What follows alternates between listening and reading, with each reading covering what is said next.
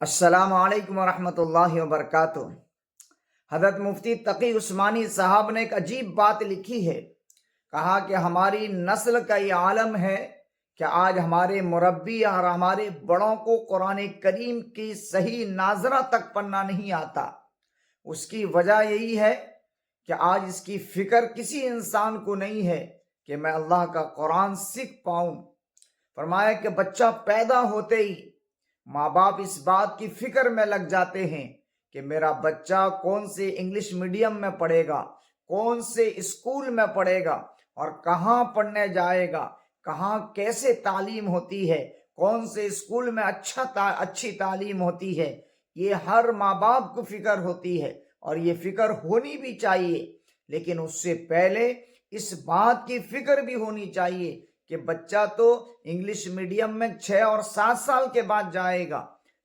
3 سال اور 4 سال کے بعد ہم کم از کم ایک اچھے عالم دین اور ہمارے گاؤں کے امام صاحب کے پاس ہم لے جائیں اور وہ نورانی قاعدہ اور قرآن کریم صحیح طور پر پڑھا سکیں، ہمارے بچے کو دین و اسلام سکھائیں، ہمارے بچے کو ایمان سکھائیں، ہمارے بچے کو بڑوں کا ادب و احترام سکھائیں۔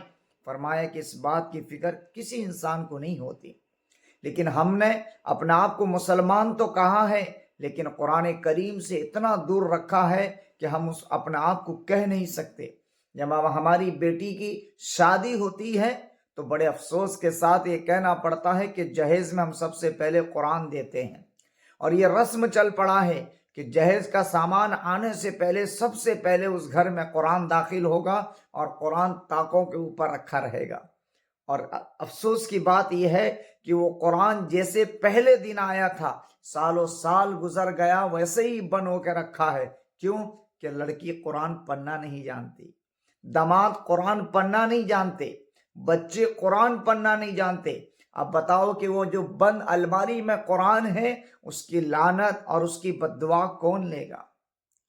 آج باپ مر گیا، باپ کے انتقال پر ہم مولوی صاحب سے بلوا کر جو ہے قرآن پڑھ لیتے ہیں، پڑھوا دیتے ہیں، اور ہم مولوی صاحب سے بلوا کر قرآن خوانی کروا دیتے ہیں۔ باپ نے ہمیں جنا ہے اور ہم باپ کی کمائی کھا کھا کر بڑے ہوئے، لیکن ہمیں قرآن پڑھنا نہیں آتا جو پڑھ کر جو ہے اپنے باپ کے نام پر بخش پائیں۔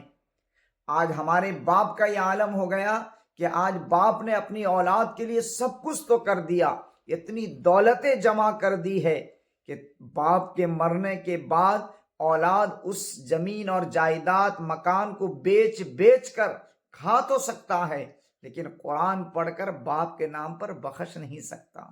بڑے افسوس کے ساتھ کہنا پڑتا ہے کہ آج قرآن کریم کی حقیقت ہمارے دلوں سے نکل گئی۔ ہم صرف رسم و رواج کے لیے قرآن کریم کو جو ہے استعمال کرتے نہیں۔